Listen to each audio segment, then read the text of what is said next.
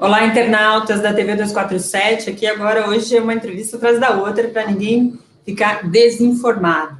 Eu sou Daiane Santos, estou aqui começando, na verdade, né, a minha jornada na TV.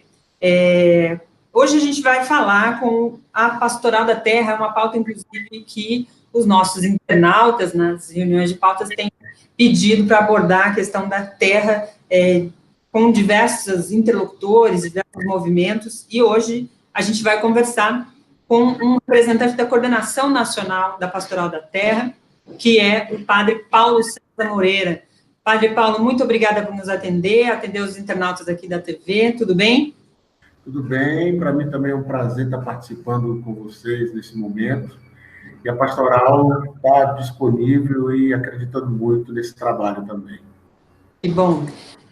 Padre Paulo, eu queria falar primeiro o que é a pastoral, como surgiu a Pastoral da Terra, a Comissão Pastoral da Terra, e quais os objetivos, como ela atua? Então, a Pastoral da Terra, ela surge dentro de um cenário muito grave, de muito conflito. Infelizmente, o Brasil tem esse histórico, e ela nasce 3 anos depois do Conselho de Higienista Missionário. O CIMI surge em 1972, nasce, e a Comissão Pastoral da Terra nasce em 1975, justamente porque foi um período de muitos conflitos no campo. Havia uma estratégia da ditadura militar para as terras da Amazônia, e com isso a gravidade sobre os povos indígenas, mas também uma gravidade cruel sobre camponeses. Então foram anos de muita perseguição, de muitos assassinatos no campo, e a Pastoral surge para contribuir, para ser uma presença junto das comunidades afetadas, e ajudar os camponeses e camponesas a se perceber que, às vezes, a luta de perseguição, a luta que a violência não era violências isoladas, mas fazia parte de uma política nacional. E também as ações deveriam ser ações coletivas, ações conjuntas. Então, ela nasce primeiramente apoiando os camponeses junto a esse conflito. Aparece muito forte também nesses períodos a dimensão e a gravidade do trabalho escravo, principalmente na Amazônia, mas que se estende, porque foi uma época de muitas migrações. Aparece posteriormente a questão da água, a luta pela água, pelo acesso à água e a apropriação indevida da água, e aí vão aparecendo outros problemas ao longo do tempo que diz respeito propriamente ao povo do campo, e assim a gente vai, tanto junto ao povo do campo, tentando ser uma presença com eles e elas na luta pelos seus direitos. No histórico de expropriação e de violência, que infelizmente é o histórico de um Brasil que surge, ou que sofre a situação de colônia, de escravidão indígena e negra ao longo de sua história, né? Correto. A gente está falando de uma narrativa que parece muito distante de uma realidade colocada, principalmente pela grande mídia, nos grandes meios de comunicação. Quem mora nas grandes cidades, São Paulo, como eu, por exemplo, não tem a dimensão exata de como se dá o conflito no campo. O que se tem, a versão que se coloca, sempre da ocupação, né, por parte de movimentos como a MST, como outros movimentos ligados aos trabalhadores rurais, ocupando terras que supostamente são de propriedade, tem documento, escritura, enfim, são legitimamente propriedades legalmente existentes. Mas essa é a única versão que se tem ao longo de muitos anos, e eu queria que você abordasse um pouco como se dá o conflito, de fato. É feito pelo movimento dos trabalhadores rurais, ocupações, é aí que se dá o conflito, ou ele existe antes? Então, na verdade, o conflito, ele é no Brasil, ele acaba sendo estrutural. A gente parte do que eu acabei de dizer, de uma realidade que nasce com o Brasil colônia, de escravidão indígena, posteriormente escravidão negra. Em 1850, por exemplo, nós tivemos a Lei de Terras, que proíbe que a população negra, nesse momento liberta, ela possa ter acesso à terra. Então, o acesso à terra passa a ser um acesso a partir da compra da terra. Então, você tira a possibilidade do negro que deixa, que acabando o regime da escravidão, que ele tem acesso. Então, é um regime em que, como você falava, a narrativa que se tem, uma consciência que se tem na cabeça das pessoas que dominam ao longo do tempo, é uma consciência de um Brasil como se fosse Casa Grande e Senzala. Então, assim, a luta por direito dos povos indígenas, comunidades tradicionais, poceiros e sem terra, é vista como um crime. E, por isso, um processo histórico de criminalização. Então, no Brasil, o processo se dá a partir disso. E aí, com isso, o que acontece é que outra situação estrutural é a apropriação indevida, o que a gente pode chamar de um certo patrimonialismo, mas a apropriação indevida dos bens públicos. A terra, por exemplo, a terra que é um patrimônio da União, que deveria ser tida para a reforma agrária, ela é, de uma forma estrutural, ela é grilada no país. A grilagem não é uma questão pontual. A apropriação devida da grilagem não é uma questão pontual. Então, a grilagem, elas são grandes áreas ocupadas por fazendeiros que, na maioria das vezes, possuem outras terras, ou seja, têm antecedente de apropriação ilegal, e utilizam, para isso, para essa apropriação, utilizam métodos violentos contra poceiros ou proprietários para se apossar dessas áreas. E aí buscam fraudar documentos, junto a funcionário do INCRA ou a cartório. Então, é uma prática comum. Isso acontece de uma forma muito assim, ampla no país. E os conflitos se dão justamente porque, tanto pela ação do Estado, ou pela ação de empresas ou fazendeiros, na sua ânsia da posse pela terra, desconsideram totalmente o direito de povos nativos, como povos indígenas, direito de quilombolas, que buscam regularização dos seus territórios, e direito de sua terra. Então, assim, existe uma negação do processo democrático de uma forma cruel e estrutural. Ao não reconhecer que esses povos, que essas populações do campo têm direito e têm o seu modo de vida diferente, porque aí também parte do modo de vida. Os indígenas, os quilombolas, as comunidades tradicionais, elas querem a terra para a sua vida integral, não é para lucro. É terra para viver, para plantar, para poder produzir suas festas, produzir sua cultura, para a sua saúde. Então, a terra ou a mata em pé, para o povo do campo, ela é importante. O que não é importante para o agronegócio. O agronegócio quer a mata derrubada. Ela quer explorar a madeira, quer explorar a terra, quer explorar os minérios. E aí tem todo um processo de destruição da natureza e destruição de modos de vida que são fundamentais não só para o povo do campo, mas para o povo da cidade também. Então, a gravidade é que um conflito por terra, um conflito relacionado ao povo do campo, é um conflito que afeta diretamente o povo da cidade, porque nós estamos cada vez com menos autonomia, com menos segurança alimentar, por exemplo, e com menos, cada vez mais, autonomia do nosso próprio território. Porque a política é uma política de entrega para o mercado. Então, uma entrega para o mercado em detrimento da própria população brasileira, consequentemente, de uma forma mais agravada, nesse ponto que a gente está discutindo, a população do campo. Então, nós vivemos um processo de expropriação extremamente grave, que é o aumento dos conflitos ao longo desses anos. Correto. Esses conflitos se dão somente nas ocupações? Ou, porque eu queria abordar um pouco essa questão, por exemplo, das ações de grilagem que o senhor abordou, as ações de despejo, famílias que estão desabrigadas, despejadas por ações de pistoleiros, enfim, há uma série de situações que no mundo urbano parece que é coisa do passado, mas é uma realidade no campo muito corrente, muito diária, e que as pessoas ainda tratam como se fosse uma situação apenas de posse, né, de domínio de uma propriedade por outra, como o senhor bem apontou. Essa situação de ameaça de pessoas que estavam em suas terras, indígenas, quilombolas, ou trabalhadores rurais que estavam em sua terra e que são despejados, ela é recorrente ainda? É recorrente, é recorrente e tem acontecido de uma forma é cada vez mais grave, tanto em relação às pessoas envolvidas, porque o relatório de 2018, ele mostra que houve um aumento de 35,6%, por exemplo, no número de pessoas envolvidas em conflitos, quer dizer, quase 1 milhão de pessoas estão envolvidas, foram envolvidas em 2018 em conflitos por terra, e é um aumento considerável, como no número de famílias, né?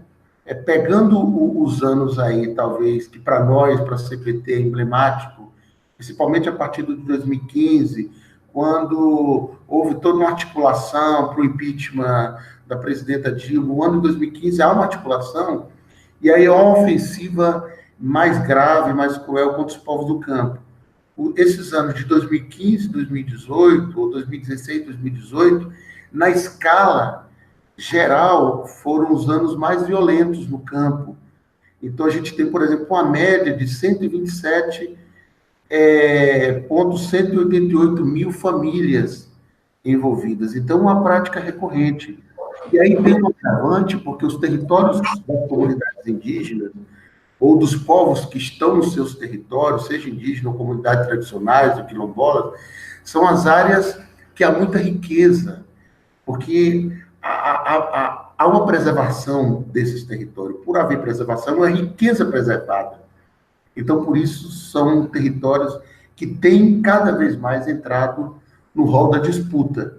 Então, a ofensiva, as políticas atuais, do governo atual, têm sido políticas para fragilizar cada vez mais tanto as entidades, os órgãos responsáveis pela efetivação de política de preservação, para, uma vez fragilizando mais esse território, se tornar alvos fáceis aí do próprio mercado de terra, que acontece de uma forma muito difusa, como você próprio está dizendo.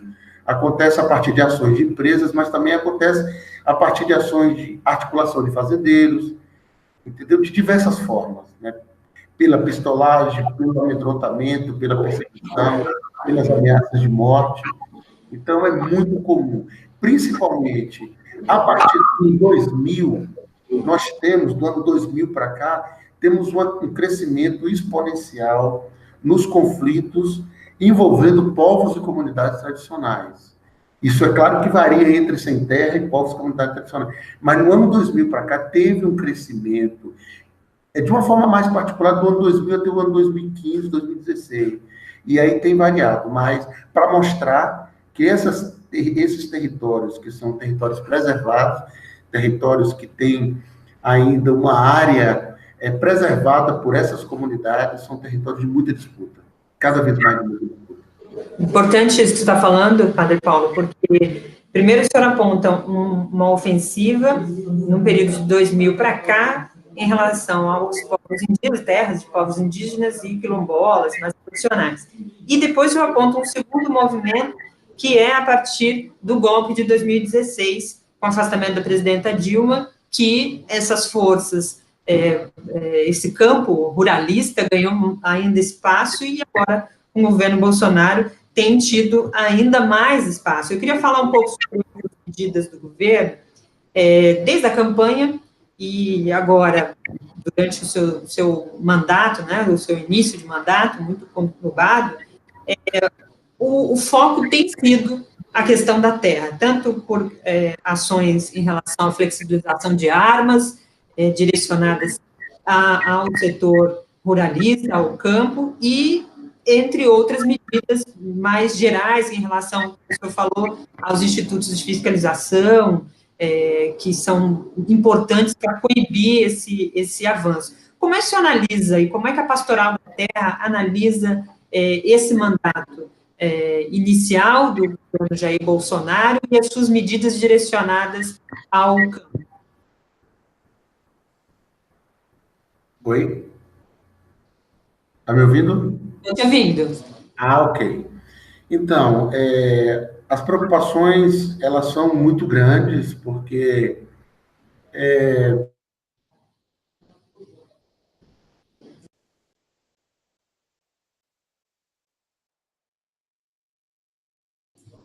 Está dando uma falha no sinal do Padre Paulo, vamos ver se ele retoma aqui. A gente estava conversando com ele sobre essa questão dos conflitos, né, da terra, no campo.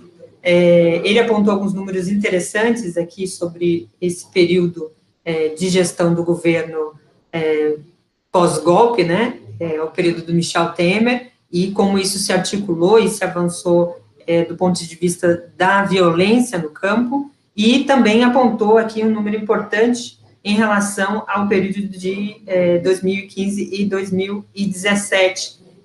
Alguns números da pastoral, vamos ver se ele retoma aqui, está voltando. Caiu, né? Caiu, isso. Eu estava justamente falando com os nossos internautas aqui, que deve ter tido algum problema no sinal, que o senhor retornaria, e estava explicando aqui alguns aspectos que eu tinha abordado. Eu queria que a gente acabou aqui terminando na minha pergunta em relação ao governo Jair Bolsonaro. Ele fez uma série de medidas relacionadas à questão das armas, mas também medidas governamentais que estimulam esse ambiente de conflito. Eu queria que o senhor falasse um pouco sobre essa questão. Vocês lançaram, inclusive, uma nota sobre algumas declarações dadas pelo presidente, não é isso? Isso, as declarações têm sido muito prejudiciais e inconsequentes. Inclusive, uma das questões que a gente trabalha no caderno é que, do período, houve um aumento considerável do período em que houve a eleição ano passado, em outubro, até o final do ano, houve um aumento considerável da violência, por exemplo, contra os povos indígenas, né? Então, nós tivemos com o governo Temer já um sucateamento dos órgãos responsáveis pela questão agrária, uma política totalmente voltada para o agronegócio, para as empresas, para o mercado. Então, é um ciclo que inicia com o governo Temer, de entrega dessa riqueza para o mercado, de abertura de muitos espaços para isso. E com o governo Bolsonaro, na verdade, ele tem se tornado praticamente um despachante do mercado, do mercado especulativo, tanto com a proposta das reformas e do mercado de terras. Então, tem sido extremamente grave, porque isso tanto as políticas implantadas, e aí com os representantes dos ministérios, representantes de pastas importantes como a questão fundiária, colocada nas mãos do Navan Garcia, que é o representante da União Democrática Ruralista, e todo esse processo tem avalizado a tensão no campo. Isso tem tornado mais forte. E com o processo aí de implantação dessas políticas, como, por exemplo, o decreto que ele assinou ontem, traz um agravamento que a gente, o que se imagina é que a gente entra num estado de barbárie mesmo, porque retira a responsabilidade do Estado de lidar com questões estruturais como a questão agrária, que é uma questão aí, como eu te falei, uma questão baseada na grilagem, baseada na violência, baseada na pistolagem e, consequentemente, perpetua, porque há uma impunidade histórica em relação aos conflitos no campo, e você retira do Estado a responsabilidade e terceiriza essa responsabilidade. Então, no caso do que você falou, esse decreto aí de flexibilização do uso das armas, ele facilita de uma forma extremamente ampla o aumento do número de assassinatos de povos e trabalhadores do campo, que já tem um histórico perverso, né? Porque ele facilita o porte de arma de qualquer residente na área rural, por exemplo, sem necessitar demonstrar necessidade, e contribui para uma prática que, na verdade, já existe no campo, que é a prática de quem tem recurso para se armar e, por isso, usa a arma para poder se beneficiar na luta e nos conflitos do campo. Então, é permanente, por exemplo, o histórico de fazendeiros que utiliza a arma ilegalmente contra comunidades rurais, contra poceiro, contra sem terra, contra indígena, contra quilombola, contra qualquer grupo ou movimento que se contrapõe aos seus direitos. Então, Se isso já existia, isso agora isso está sendo legalizado a partir desse decreto. E quem não usava, agora está sendo incentivado a utilizar a arma de uma forma, a utilizar esse meio de uma forma ampla. Então, a política do governo é uma política totalmente voltada para o mercado.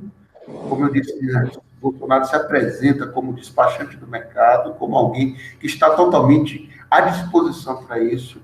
E, com isso, a Constituição não está sendo totalmente desrespeitadas e, minimamente, o que a gente poderia, o que a gente estava buscando construir em outros governos, que é a implantação de um Estado democrático de direito mínimo, isso acaba. Porque não há uma preocupação nenhuma com o processo democrático. Tudo está sendo feito de uma forma extremamente autoritária, extremamente violenta. Então, em relação a esses povos do campo, é a perpetuação, no caso dos povos indígenas principalmente, são os mais ameaçados hoje, a perpetuação do genocídio. Literalmente a perpetuação do genocídio. Porque a licença para matar é o que está se promovendo a partir dessas políticas. Aí, são políticas amplas, uma política que quer tornar, por exemplo, o campo um espaço sem vida. Porque isso obedece à lógica do agronegócio. A lógica do agronegócio é uma agricultura sem agricultores. A agricultura onde você tem as máquinas. E você precisa de muita terra, de tecnologia de máquina, de utilização de muita água, de muitos agrotóxicos. E é um envenenamento intencional, porque é um envenenamento da produção, mas é um envenenamento também em grande escala da população. Tanto quanto consome, mas também das pulverizações aéreas, em que um percentual grande desse veneno não vai para o chão, ele sai à deriva. Então, é um envenenamento intencional. Então, no campo que a gente vive hoje, é uma política implantada em função desse modelo de desenvolvimento, modelo de produção, que tem o objetivo de eliminar a população do campo mesmo. Literalmente, como ele fala, né, joga com as palavras, mas deixa muito claro que é um processo de eliminação da população rural. O projeto de reforma agrária do governo é um projeto que não prevê que o povo do campo continue morando no campo. Isso.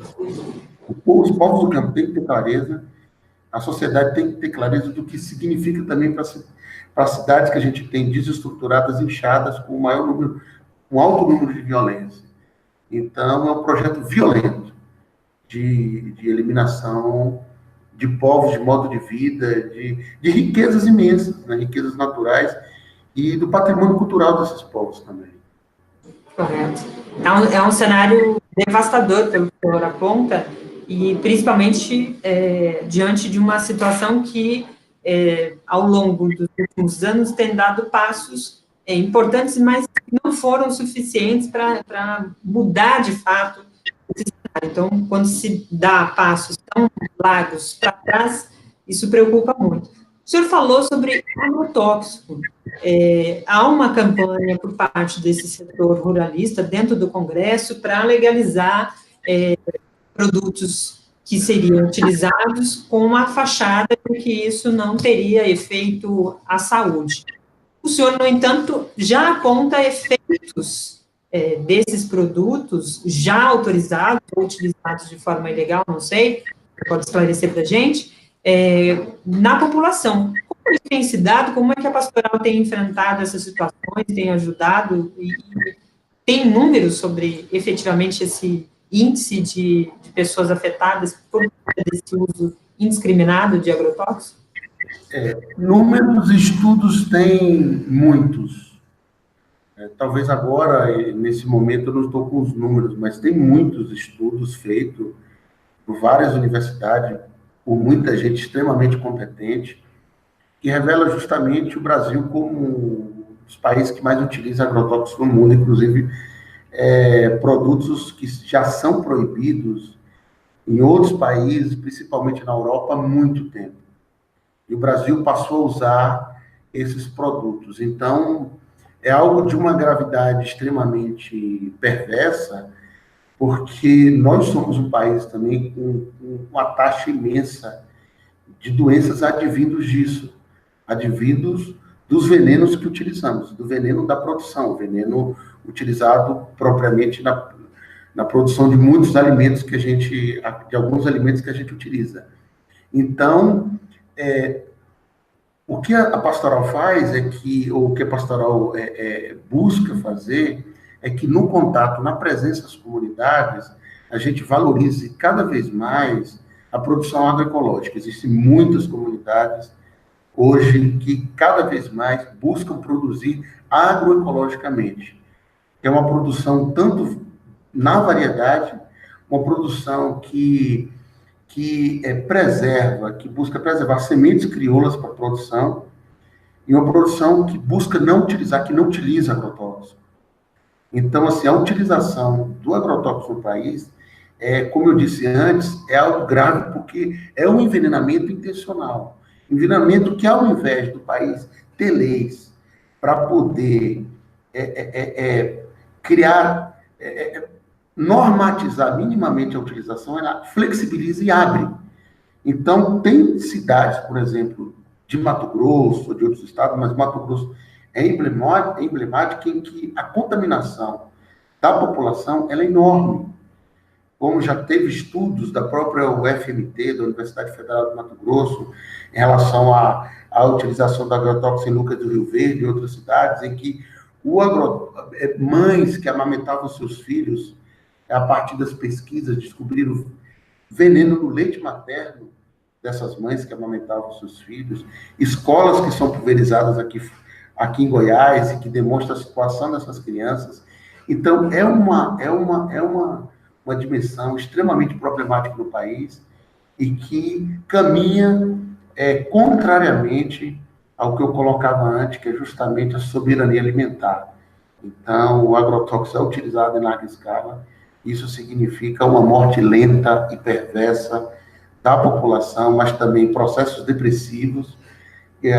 Os estudos demonstram que pessoas que estão muito expostas ao agrotóxico, elas tendem a ter depressão, má formação de feto e vários outros problemas advindo disso. Então, como eu disse, como é um governo que está em função do mercado de armas, do mercado de produção de venenos, e também são mercados que querem controlar sementes, é um conglomerado de mercados que querem apropriação da terra para poder justamente aumentar seus lucros a partir de um campo enorme de produtos e de meios de acúmulo de recursos.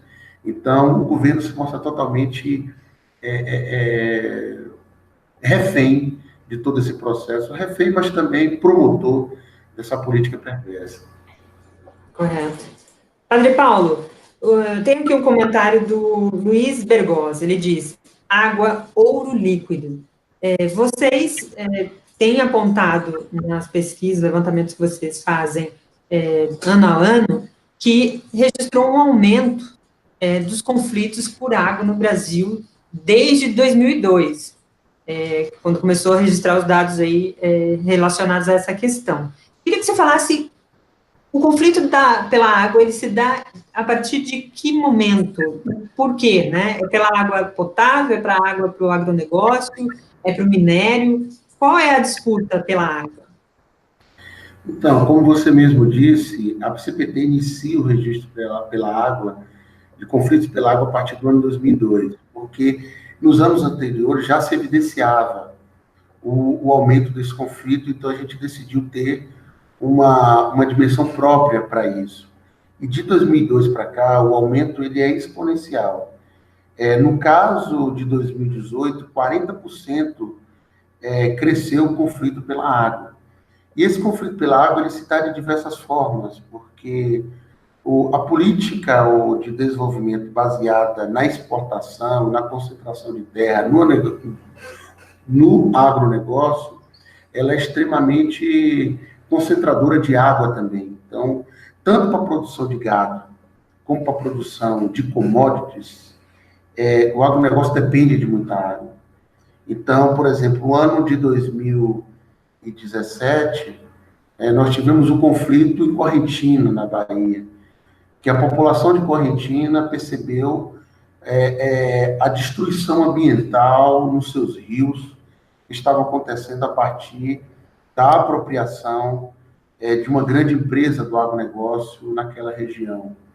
E várias denúncias foram feitas aos órgãos públicos e essas denúncias não tinham efetividade, não tinha a fiscalização que a comunidade percebia, e percebia a degradação ambiental dos seus rios. Então, foi toda uma população que percebeu isso. Então, isso se dá por utilização da água em grande escala, e você tem também, no caso de Correntina, tem os piscinões, que são perfurações no solo para extração de água, né? Tem os pivôs que o agronegócio utiliza, então é muita água, e os conflitos pela água de 2018, praticamente metade dos conflitos estão envolvendo as mineradoras. A extração de minério é uma extração que exige também a utilização de muita água para a retirada dos minérios, mas também para todo o processo de limpeza desses minérios. Então, isso afeta muitas comunidades. E aí nós temos os crimes que têm acontecido e que têm aí destruído o Rio Doce, e o de Mariana, que acabou com a bacia do Rio Doce. E esse ano, lamentavelmente, nós temos um crime que destruiu diversas comunidades e tende a se agravar nessa sequência e provocar, talvez, uma destruição, um processo de gravidade de destruição do Rio São Francisco inimaginável. Então, a produção, o modelo de desenvolvimento utilizado no país, baseado nesses critérios, ele é um modelo altamente depredador. Então, a água, nesse sentido, como o nosso amigo internauta, o companheiro internauta coloca, a água, e como o Brasil é o país que tem uma quantidade extremamente importante de água, tendo em vista os outros países do mundo, então o Brasil é um país estratégico, tanto na sua reserva de água potável, quanto na sua reserva de minérios, quanto na questão da terra. Então, do ponto de vista da geopolítica do capital, o Brasil é extremamente estratégico. E a água, nesse ponto, é um elemento que tende, como os números revelam, a aumentar exponencialmente os seus conflitos, tanto para a produção global como para consumo também. Né? A apropriação, por exemplo, de grandes empresas, por exemplo, a Nestlé, de reservas de água em vários lugares, demonstra isso. Então, é algo que nos coloca, como população, numa fragilidade imensa, se a gente não ter uma política pública séria, que coloque o bem natural como direito de cada cidadão e não torne esse bem um negócio. Então, nos coloca numa fragilidade, coloca uma fragilidade mesmo fatal, né, em que nossas vidas estão em risco a partir de todo esse projeto político de negociação dos bens naturais. Impressionante. Padre Paulo, esse ambiente que se configura depois aí de 2016 é um ambiente de muita polarização, de muita discurso de ódio, né, de intolerância. Eu queria saber do senhor, particularmente, como a pastoral tem enfrentado essas situações, né? A igreja sempre teve um papel importante dentro da sociedade e algumas vezes tinha até um papel de autoridade, né? Frente ao conjunto da população e ao próprio Estado.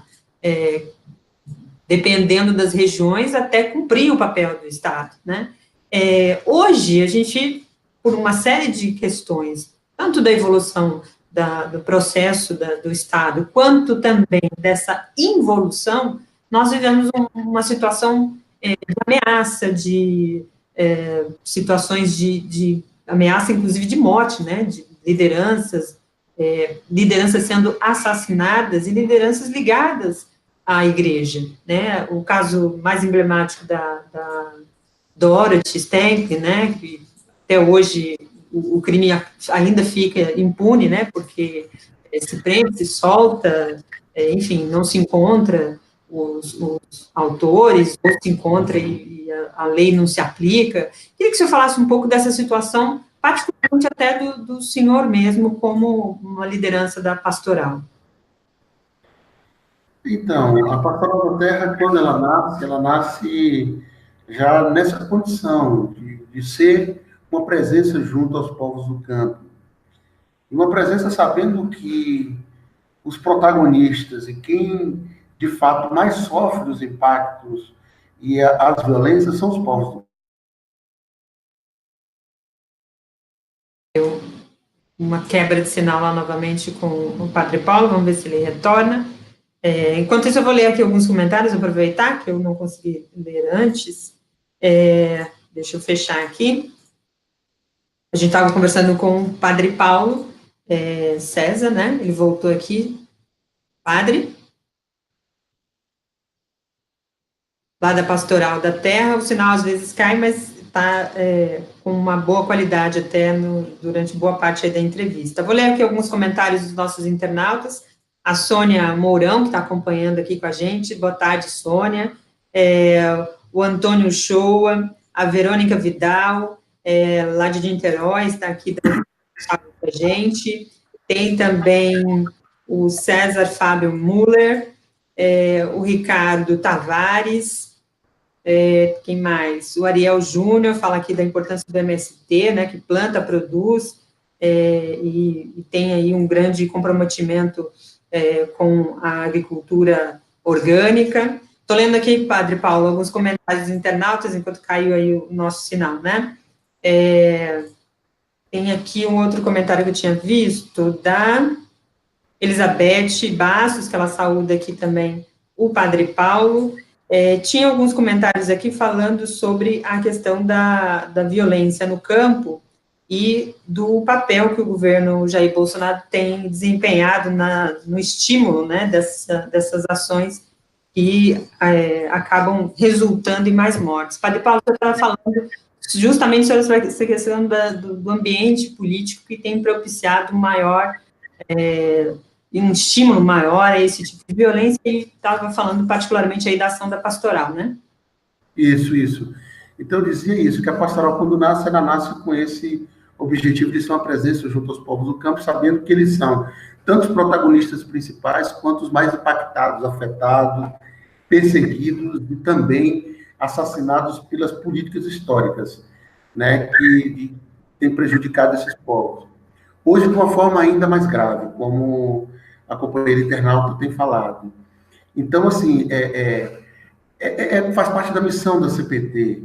A missão da CPT é isso. A CPT é uma entidade cristã, e a gente sabe que a igreja, nesse sentido, as igrejas cristãs nascem com base no seguimento a uma pessoa que foi perseguida e crucificada por estar ao lado de grupos considerados desprezíveis. Assim, foram os que eram desprezíveis pela sociedade, pelos poderes, pelo poder romano, por uma elite na época de Jesus, que perseguiu porque colocar para aquela população que ela tinha valor e deveria reivindicar o seu valor e os seus direitos era inaceitável. Então, por isso, crucificaram ele. Mas as comunidades continuam. E as comunidades dizem: Jesus ressuscitou, ele não morreu. Entendeu? E continua sua luta. Então, esse processo de comunidades excluídas de todo o meio social, de todas as condições de direito, esse processo continua, e esses grupos passam a lutar ainda mais pelos seus direitos. Então, assim, a gravidade hoje é que há um incentivo, há uma consciência num percentual da população, e aí o governo atual sintetiza isso, de que há uma superioridade de uma classe sobre outras. Então, quilombolas é visto como inferior, os pobres são vistos como inferiores, sem teto, sem terra, são inferiores, são desprezíveis. E aí chega a ter o absurdo do presidente afirmar na campanha dele que não iria mais demarcar nenhuma terra indígena, e iria acabar também, por exemplo, o dito foi com 129 processos de demarcação que estão atualmente em andamento. Então, ou seja, e segundo os dados da própria FUNAI, nesses territórios que ele disse que não vai demarcar, vivem cerca de 120 mil indígenas. Então, é uma população que está sendo desconsiderada, que está sendo conduzida, a partir da política do governo, à sua eliminação. Então, há um fomento a essas práticas, há um incentivo ao ódio à população considerada desprezível, a população pobre, a população que luta a partir do que a nossa sociedade não conseguiu ainda resolver. Existe uma população grande que está na rua, existe uma população enorme que busca um pedaço de terra, tendo em vista que a Constituição prevê isso. Né? Então, tem todo um processo em que a nossa condição democrática ainda não conseguiu suprir, que é de direito da população, mas que está sendo incentivado o ódio a essa população, e aí uma violência de um grau talvez nunca experienciado por nós, né? Porque é um incentivo à violência e um incentivo que está armando a população para que essa violência possa ser efetivada concretamente. Então, é um Estado desse tipo homicida, um Estado antidemocrático e homicida, porque está colocando a população num estado de guerra entre eles mesmos. Ele se abdica da sua função e coloca para que o mais forte vença. Na luta, né, no campo, na cidade, fica sobre a lei do mais forte. Verdade. O Padre Paulo, o presidente, por vezes, quando se encontra com lideranças indígenas ou representantes da população indígena ou quilombola, ele sempre argumenta que há uma população indígena ocupando um espaço riquíssimo, que tem um solo que tem trilhões de dólares, ele já usou esse termo, né, e que vocês não podem ficar lá em cima dessa terra sem produzir nada. Queria que o senhor falasse um pouco dessa ideia que se tem do índio, né? A gente ainda conserva uma ideia de que os povos indígenas são improdutivos e que ocupam terras enormes e que poderiam ter suas riquezas distribuídas para toda a população porque eles não sabem nem usar aquela terra. É isso, de fato, que acontece no campo? É lamentável tanto o pronunciamento, essas falas de Bolsonaro em relação aos indígenas, como é lamentável também o pouco conhecimento que a nossa sociedade não considerou ao longo do tempo em relação aos povos indígenas, que é uma riqueza imensa. Talvez em número de povos, nós estamos entre os países da América Latina com a maior quantidade de povos indígenas. São muitos povos indígenas que tem no Brasil. Mesmo com o processo de genocídio que houve na história, com o processo também de violência ao longo dos anos, porque essa violência perpetua. Mas a nossa sociedade, ela poderia ganhar muito e se enriquecer muito com os povos indígenas, tanto pela questão da ancestralidade, dos conhecimentos ancestrais, a partir da sua religiosidade, da sua forma de lidar com o ser humano, da sua forma de lidar com a natureza, quanto com a utilização da própria terra. Os indígenas utilizam a terra de forma comunal, é o uso comum da terra. Então, historicamente, nós sabemos o que significa a árvore para o indígena, o que significa a planta para o indígena. Então, a sua saúde, a sua vida está totalmente ligada ao território. Então, assim, na grande maioria das aldeias em que os povos indígenas vivem seu território, você não encontra criança de rua ou criança expulsa, você não encontra abandono de idosos, você não encontra ninguém sofrendo porque não tem um pedaço de terra para morar. Então, é uma sociedade, desse ponto de vista, exemplar para nós. Uma sociedade que vive de forma natural. Então, assim, é claro que o discurso do presidente em relação ao povo é um discurso que tem uma intencionalidade muito clara.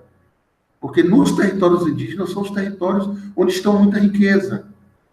Então, essa riqueza para ele deve ser entregue às empresas, deve ser entregue à especulação, deve ser entregue à bolsa de valores, deve ser entregue ao conglomerado de empresários, para o seu bel prazer.